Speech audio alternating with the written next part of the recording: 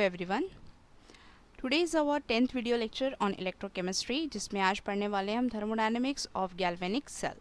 Thermodynamics जो हमने unit number 4 में और केमिकल थर्मोडायनेमिक्स में ऑलरेडी जो गिब्स एनर्जी पढ़ा हुआ है उसी से रिलेटेड ये वाला टॉपिक रहेगा। तो देखिए क्या है thermodynamics of galvanic cell. Gibbs energy of cell reaction and cell potential, जो हमने सेल पोटेंशियल देखा था जिसको हम डिनोट कर रहे थे ई सेल से, तो वो जो सेल रिएक्शन और सेल पोटेंशियल है उसमें गिब्स एनर्जी का कैसा रोल है। द इलेक्ट्रिकल वर्क डन, जो केमिकल रिएक्शन होती है उससे जो इलेक्ट्रिक प्रोड्यूस होती है, chemical energy is converted into electrical energy in case of voltaic cell or galvanic cell. The electrical work done in a galvanic cell is the electricity charge passed multiplied by the cell potential, कि जितना हम charge जो पास करते हैं, जितना जिसमें से electricity pass होती है किसके थ्रू, सेल पोटेंशियल के थ्रू। तो उसका यहाँ पर एक देखो एक सिंपल फार्मूला है, इलेक्ट्रिकल वर्क, जितनी इलेक्ट्रिसिटी यहाँ से हमको मिल रही है, जितना वर्क हमको मिल रहा है, amount of charge passed into cell potential. तो charge of 1 mole electron is F. अगर 1 मोल इलेक्ट्रॉन अगर हमको मिल रहा है, 1 मोल इलेक्ट्रॉन अगर वहाँ से पास हो रहा है, 1 मोल इलेक्ट्रॉन, और आपको पता है कि 1 mole electron is F coulomb, मतलब जो उसका चार्ज होता है वो होता है 1 फैराडे। तो 1 faraday is equals to 96500 coulomb. तो 1 mole electron is F coulomb. For the cell reaction involving n mole of electron, अगर n मोल ऑफ इलेक्ट्रॉन हमको मिल रहा है, देखो अगर 1 मोल इलेक्ट्रॉन मिल रहा है, ठीक है, 1 मोल इलेक्ट्रॉन अगर चार्ज पास्ड हो रहा है तो उसके लिए जो हमको यहाँ पर फैराडे लग रहा है वो 1 फैराडे लग रहा है, ठीक है। तो अगर हमारे पास में n मोल इलेक्ट्रॉन्स लग रहे हैं, नंबर ऑफ इलेक्ट्रॉन्स लग रहे हैं, तो जितने इलेक्ट्रॉन्स लग रहे हैं उसको उसके फैराडे से चार्ज से उसको मल्टीप्लाई कर देना है। तो charge passed is equals to n into F coulomb. Hence electrical work is equals to N F का के लिए आ गया ये अमाउंट ऑफ चार्ज पास, कि जितना इलेक्ट्रॉन है उसको f से मल्टीप्लाई कर दे, तो ये हो गया NF चार्ज पास्ट। ये charge pass amount of charge pass की जगह हमने लिख दिया NF इनटू सेल पोटेंशियल, मतलब ई सेल।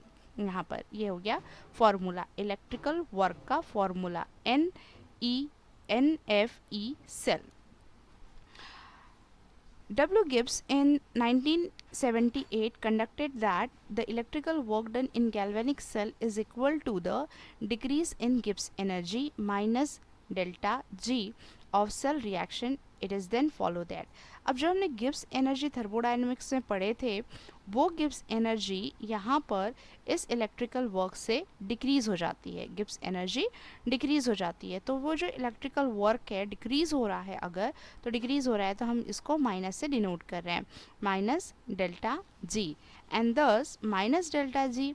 अब इलेक्ट्रिकल वर्क की जगह हम माइनस डेल्टा जी रख दे रहे हैं, इलेक्ट्रिकल वर्क की जगह माइनस डेल्टा जी, तो is equals to N F E cell. और ये नेगेटिव का साइन अगर यहाँ शिफ्ट हो जा रहा है, इसको जस्ट रीअरेंज कर रहे हैं, तो delta G is equals to minus N F E cell. Under standard state, अगर स्टैंडर्ड कंडीशन है मतलब टेम्परेचर है हमारे पास में 25 डिग्री सेल्सियस, प्रेशर है 1 एटमॉस्फेयर, और जो हम इलेक्ट्रोलाइट लेते हैं वो इलेक्ट्रोलाइट का जो कॉन्सेंट्रेशन होता है वो 1 मोलर होता है, तो वो कंडीशन स्टैंडर्ड कहलाती है। तो अगर कोई सेल स्टैंडर्ड कंडीशन में सेल रिएक्शन को शो कर रहा है तो उस टाइम पर ये इक्वेशन बन जाएगी स्टैंडर्ड स्टेट की, delta G zero is equals to minus N F E zero cell, standard cell potential and standard Gibbs energy, इस तरीके से। तो ये सारे फॉर्मूलेज आपको ध्यान में रखना है कि Gibbs energy of cell reaction and cell potential, ये फॉर्मूला आपके पास में पहले आया था, electrical work is equals to N F E cell. फिर हमने देखा कि इलेक्ट्रिकल वर्क जो होता है वो गिब्स एनर्जी से डिक्रीज़ हो जाता है। तो Gibbs energy minus delta G, तो इलेक्ट्रिकल वर्क की जगह हम माइनस डेल्टा जी रखेंगे। तो minus delta G is equals to N F E cell, और इसी को अगर हम यहाँ शिफ्ट कर देते हैं माइनस का साइन, तो ये हो जाएगा delta G is equals to minus N F E cell. और अगर स्टैंडर्ड कंडीशन रहती है, ये वाली स्टैंडर्ड कंडीशन मतलब temperature 25 degree Celsius, pressure 1 atmosphere and electrolyte का जो कॉन्सेंट्रेशन है वो 1 मोलर है, तो उस कंडीशन में फॉर्मूला बन जाएगा स्टैंडर्ड गिब्स एनर्जी का डेल्टा जी नॉट या zero is equals to N minus N F E not cell standard cell potential. We know that standard Gibbs energy is an extensive property, जो हमने thermodynamics में पढ़े थे। There are two types of properties, extensive and intensive property. Extensive जो additive property होती है, जो amount of substance पर डिपेंड होती है। तो गिब्स एनर्जी, जो स्टैंडर्ड गिब्स एनर्जी है, वो एक्सटेंसिव प्रॉपर्टी है। If the stoichiometry equation of redox reaction is multiplied by 2, that is the amount of substance oxidized and reduced are double। अगर हमने जो हमारा जो सब्सटेंस है, जो इलेक्ट्रोलाइटिक सोल्यूशन है जिसमें हमने सॉल्ट ऐड किया हुआ है, अगर सॉल्ट अगर हमने डबल ले लिए, तो जो हमको उससे ऑक्सीडेशन और रिडक्शन जो होता है, तो उसका भी अमाउंट हमको डबल मिलेगा। कि जो 2 कंटेनर लेते हैं हम, उसके अंदर 2 रॉड्स डिप करते हैं in a galvanic cell. Externally it is connected by voltmeter and internally it is connected by salt bridge. तो एक इलेक्ट्रोड पे होता है ऑक्सीडेशन, दूसरे इलेक्ट्रोड पे होता है रिडक्शन, है ना। तो ये जो हमने इलेक्ट्रोलिटिक यहाँ पे सोल्यूशन लिया है जिसके अंदर हमने सॉल्ट डाला है, इस सॉल्ट का अमाउंट अगर हमने डबल ले लिए, तो जो ऑक्सीडेशन होगा उसका अमाउंट हमको डबल मिलेगा, और जो रिडक्शन होगा उसका भी अमाउंट हमको डबल मिलेगा। तो जब ऑक्सीडेशन रिडक्शन का अमाउंट हमको डबल मिलेगा, तो ये जो गिब्स एनर्जी है वो भी क्या हो जाएगी, स्टैंडर्ड गिब्स एनर्जी डबल हो जाएगी। और जो अमाउंट ऑफ, जो नंबर ऑफ मोल्स इलेक्ट्रॉन्स जो ट्रांसफ़र हो रहे हैं वो भी डबल हो जाएंगे। देखो जाहिर सी बात है, अगर हम 1 मोल इलेक्ट्रोलाइट ले रहे हैं और 1 मोल इलेक्ट्रोलाइट में अगर सपोज़ 1 इलेक्ट्रॉन ट्रांसफ़र हो रहा है, और फिर उसके बाद इसका अमाउंट हमने डबल कर दिए कि 2 मोल इलेक्ट्रोलाइट ले रहे हैं, तो 2 मोल इलेक्ट्रोलाइट में नंबर ऑफ इलेक्ट्रॉन पास होंगे, कितने ट्रांसफ़र होंगे, 2 इलेक्ट्रॉन, है ना। तो अगर हम अमाउंट को डबल कर देते हैं तो सब चीज़ें डबल हो जाएगी, ऑक्सीडेशन डबल हो जाएगा, रिडक्शन डबल हो जाएगा, और जो number of moles of electrons है जो ट्रांसफ़र होने वाले वो भी डबल हो जाएंगे। तो हमारे पास जो स्टैंडर्ड गिब्स एनर्जी का फॉर्मूला था कि standard Gibbs energy is equals to minus N F E zero cell.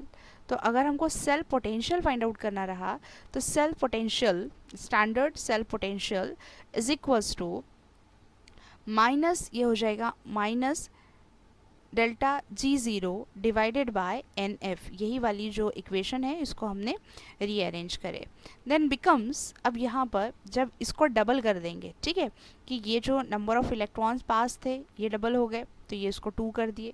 जो स्टैंडर्ड गिब्स एनर्जी थी ये भी डबल हो गई, है ना, क्योंकि अमाउंट ऑफ सब्सटेंस हमने इसको डबल कर दिया, तो ये डबल हो गई। लेकिन ये जो हमने इसको 2 से मल्टीप्लाई किया, तो ये 2 से ये 2 कैंसिल हो गए। अब 2 से 2 कैंसिल हो गए, फिर से हम अपनी ओरिजिनल स्टेट पे आ गए, delta G zero divided by N F.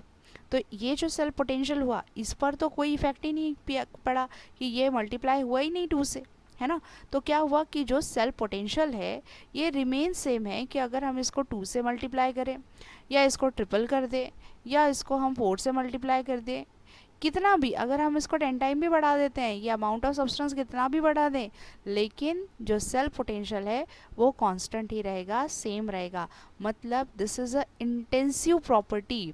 ये जो सेल पोटेंशियल है, ई ज़ीरो सेल है, ये इंटेंसिव प्रॉपर्टी है, ये अमाउंट ऑफ सब्सटेंस पर डिपेंड नहीं करती।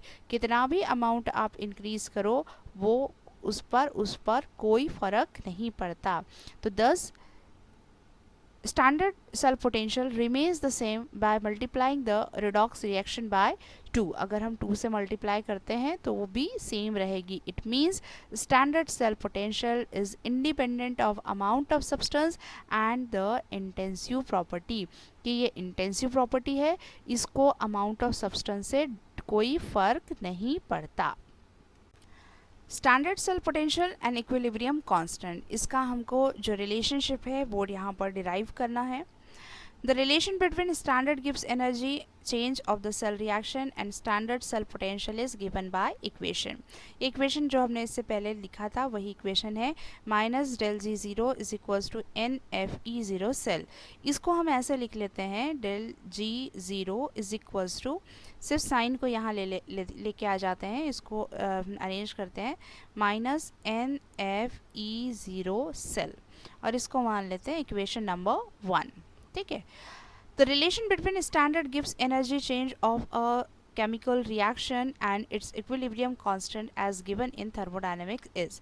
अब ये वाली जो इक्वेशन है ना, ये हमने थर्मोडायनेमिक्स में ऑलरेडी पढ़ा हुआ है कि delta G zero is equals to minus R T L N K, ये थर्मोडायनेमिक्स में ऑलरेडी हमारा हुआ है, वहीं से हमने इस इक्वेशन को लिया है और इसको यूज़ किया है यहाँ पर, और इसको मान लेते हैं हम इक्वेशन नंबर 2। ठीक है, ये इक्वेशन नंबर 1 हो गई और ये हो गया हमारे पास में इक्वेशन नंबर 2।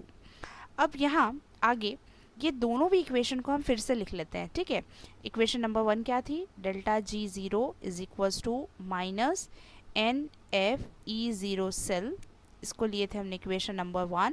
दूसरी इक्वेशन हमने अभी थर्मोडायनेमिक्स की जो ऑलरेडी हमारा थर्मोडायनेमिक्स में पोर्शन हुआ है उसकी इक्वेशन ले रहे हैं, delta G zero minus R T L N K, इसको ले लेते हैं इक्वेशन नंबर 2।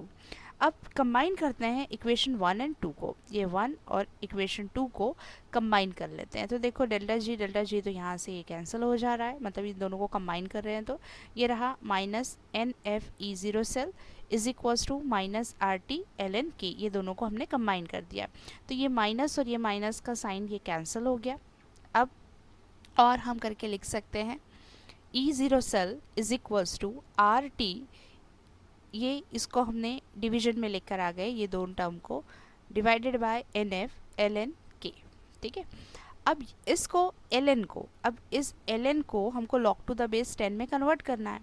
एल एन को लॉग टू द बेस 10 में कन्वर्ट करने के लिए एक कांस्टेंट वैल्यू से हम मल्टीप्लाई करते हैं, 2.303 ये कांस्टेंट वैल्यू है, क्योंकि आर गैस कांस्टेंट है, टी टेम्परेचर कांस्टेंट है, तो इसलिए हमने ये पूरा कांस्टेंट को एक टर्म सभी कांस्टेंट टर्म को एक साथ लिख लिए, 2.303 R T divided by N F और यहाँ एल एन की जगह लॉग टू द बेस 10 के।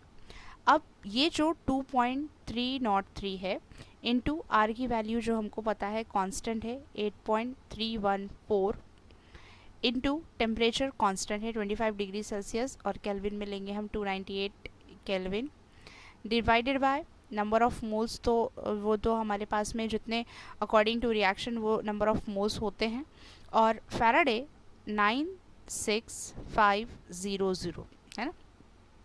ये टर्म को सॉल्व करने के बाद में आंसर आता है हमारे पास 0.0592 और डिवाइडेड बाय n, ये तो एज इट इज़ रहेगा।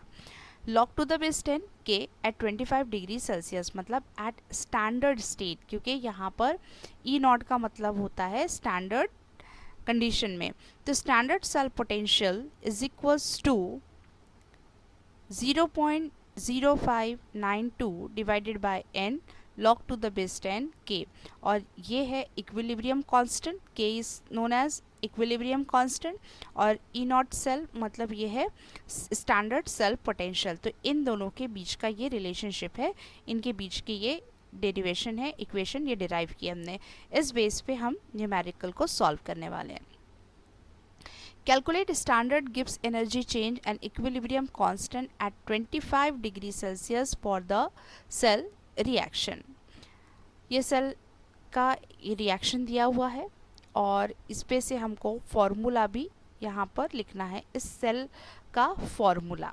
ठीक है, अब सेल का फॉर्मूला भी लिखना है हमको, तो इसके लिए हमको ये पता होना चाहिए कि ये जो सेल है इस पे 2 इलेक्ट्रोड्स है, क्योंकि ये गैल्वेनिक सेल है। तो एक यहाँ पर रिएक्शन हो रही है ऑक्सीडेशन की, दूसरी रिडक्शन की, और इसके लिए जो इलेक्ट्रोड है एक कैडमियम है और दूसरा है टिन। तो कौन सा एनोड है कौन सा कैथोड है ये हमको पता चलेगा हमारी रिएक्शन से।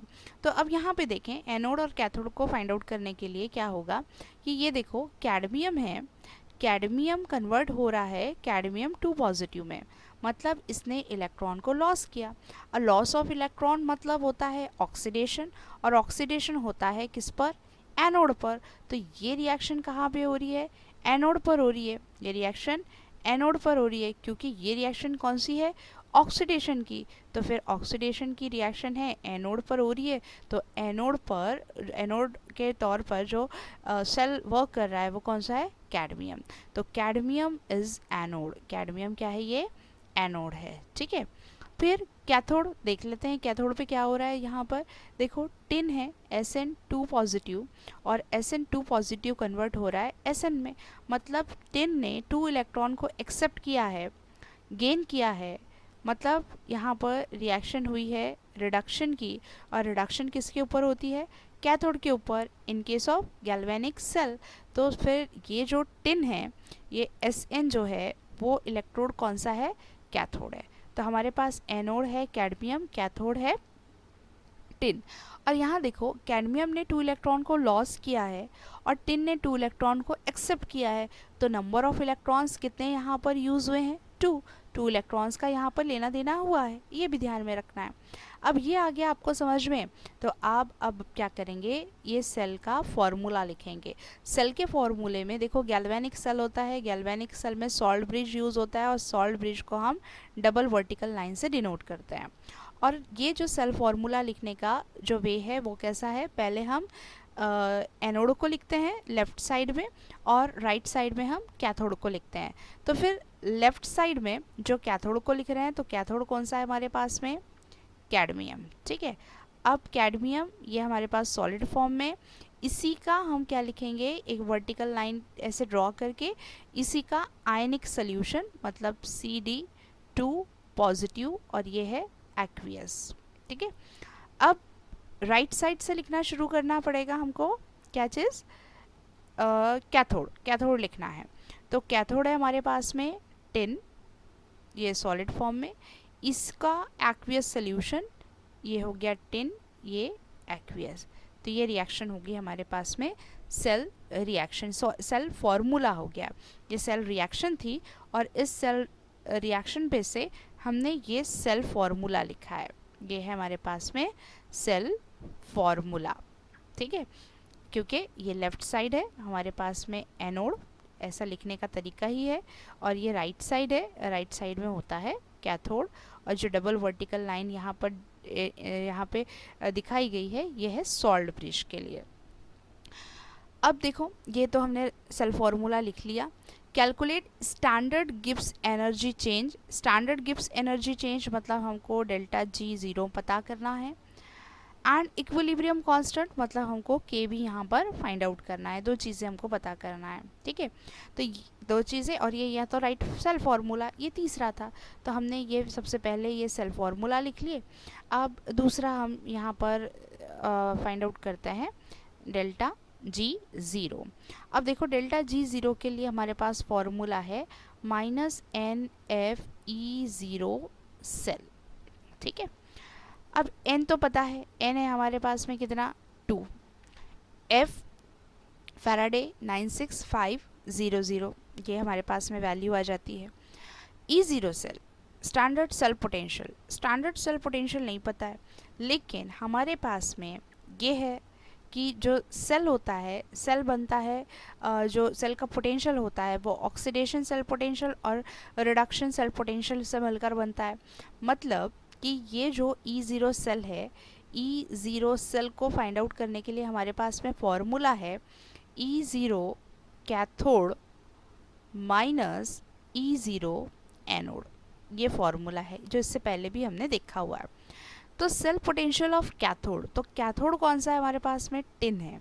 तो टिन के लिए हमारे पास में सेल पोटेंशियल दिया हुआ है, देखो -0.136 वोल्ट, माइनस एनोड है कैडमियम, और कैडमियम का सेल पोटेंशियल गिवन है यहाँ पर -0.403 वोल्ट।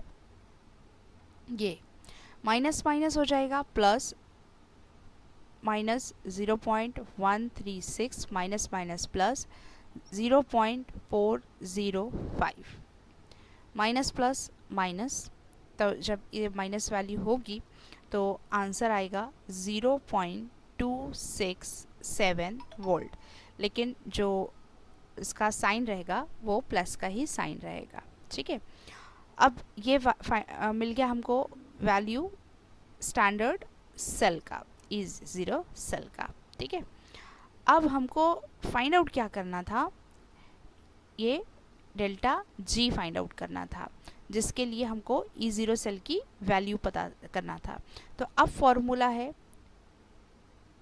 हमारे पास में delta G0 is equals to minus NF E0 cell is equals to minus n की वैल्यू है हमारे पास में 2, यहाँ पर पहले ही हमने n की वैल्यू नंबर ऑफ मोल्स निकाल लिए थे electrons, into faraday 96500 into E0 cell अभी हमने निकाला 0.267। ठीक है, अब ये वैल्यू जब हम पूरा इसको कैलकुलेट करते हैं, कैलकुलेट करने के बाद आंसर आता है -51531 जूल। अब इस जूल को अगर हमको किलो जूल में कन्वर्ट करना हो तो हम इसको डिवाइड करेंगे 1000 से। 1000 से डिवाइड करने के बाद इसका आंसर आ जाएगा -51.531 किलो जूल। जूल को हमने कन्वर्ट किया यहाँ पर किलो जूल में, तो ये वैल्यू मिली हमको डेल्टा G0 की। ये हमको जो सेकेंड वैल्यू चाहिए था, ये हमारा फर्स्ट है, ये हो गया हमारा सेकेंड। अब थर्ड पता करना है हमको,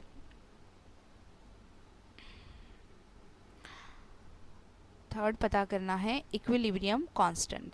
इक्विलिब्रियम कांस्टेंट के लिए हम यहाँ पर फॉर्मूला यूज़ करेंगे जो लास्ट में हमने देखे थे, E0 cell is equals to 0.0592 divided by n log to the base 10 k। तो हमको ये k पता करना है, इक्विलिब्रियम कांस्टेंट। तो इसके लिए हमारे पास में सारी वैल्यूज़ हैं। E0 सेल हमने फाइंड आउट किया था, यहाँ पर देखो E0 सेल की वैल्यू है 0.267, तो लिख लेते हैं हम यहाँ पर 0.267 is equals to 0.0592 divided by number of moles लगे हैं 2 log to the base 10 k। log to the base 10 k, हमको k की वैल्यू चाहिए, तो हम यहाँ पे लिखेंगे अब log to the base 10 k is equals to 0.267 into 2 divided by 0.0592। ये यहाँ पर इसको चेंज कर दिया हमने 0.052, ये ऊपर चला जाएगा, ये आ जाएगा इसके डिवीजन में और रह जाएगा log टू द बेस 10। तो log टू द बेस 10 के हमको इक्विलिब्रियम कांस्टेंट की वैल्यू चाहिए था। ठीक है, अब इसको हम सॉल्व करते हैं, तो सॉल्व करने के बाद इसका आंसर मिलेगा आपको 9.0203। लेकिन ये जो इक्विलिब्रियम कांस्टेंट है ये लॉग में है, हमको यहाँ से लॉग हटाना है। लॉग हटाना है तो हम क्या करेंगे, इसका एंटी लॉग देखेंगे।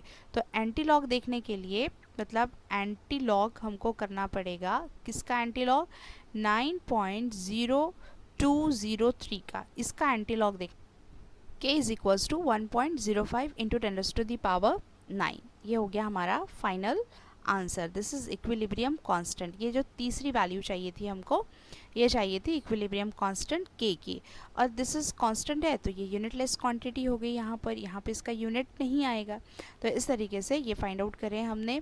सबसे पहले हमने सेल फॉर्मूला लिखे, उसके बाद डेल G0 की वैल्यू फाइंड आउट करें, उसके बाद में इक्विलिब्रियम कांस्टेंट की वैल्यू फाइंड आउट करें।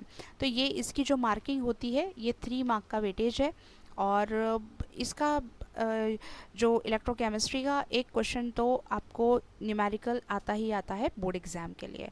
तो नेक्स्ट लेक्चर में हम देखेंगे reference electrode, standard hydrogen electrode. Continue करते हैं नेक्स्ट लेक्चर में।